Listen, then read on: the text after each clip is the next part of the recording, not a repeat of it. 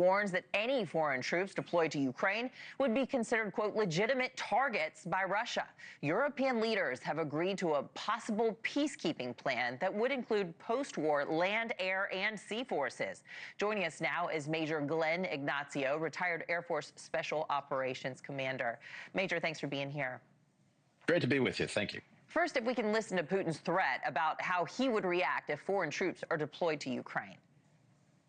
If some troops appear there, especially now, during military operations, we proceed from the fact that these will be legitimate targets for destruction. He says this on the world stage. He wants everybody to hear this threat. How is the world viewing it, and could we see foreign troops on the ground? Yeah, well, first of all, it's during these combat operations right now. If you are carrying a weapon within Ukraine, you are considered, as much as anybody else, a lawful combatant. And so doing humanitarian aid, the team that's over there, my friends right now, we don't carry weapons specifically for that because you can be interpreted as a fighting force. So that's the reason why right now. But now, say there's a negotiation, we have a truce, things are stopped right there. Then we're talking about the peacekeeping from the European Union or NATO. And that's at a point where what is going to happen as far as keeping Russia at bay.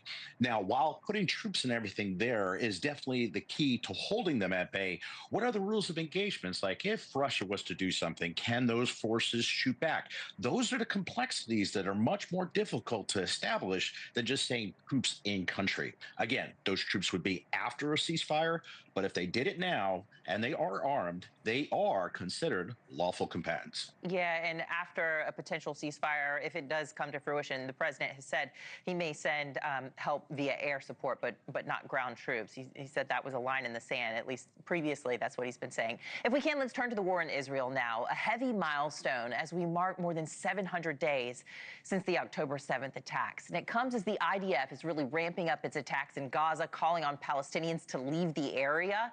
President Trump addressing the latest in ceasefire talks. Listen. We're in very deep negotiation with Hamas. We said, let them all out right now, let them all out, and much better things will happen for them. But if you don't let them all out, it's going to be a tough situation. It's going to be nasty. Well, it's 20 people, but I think of the 20, there could be some that have recently died, is what I'm hearing. I hope that's wrong. But you have over 30 bodies in this negotiation.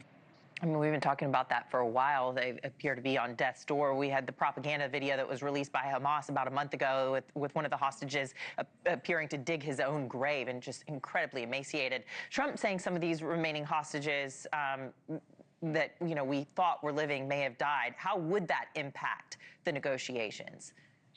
I think it definitely impacts it. Say, for example, if we find out that all the hostages have unfortunately expired, now that you're talking about the bodies, that would probably intensify the fighting even more. I mean, as Israel is proceeding to prosecute this in Gaza, they're always going to have in the back of their mind, is there an ability to rescue any of the hostages that are living?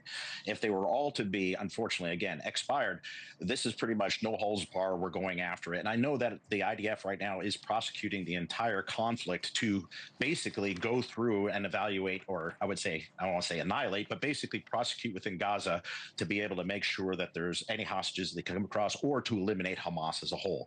So again, that would change things because really the only negotiating tactic that Hamas has right now are the living hostages. And I know they want to get the bodies of their loved ones that have expired back.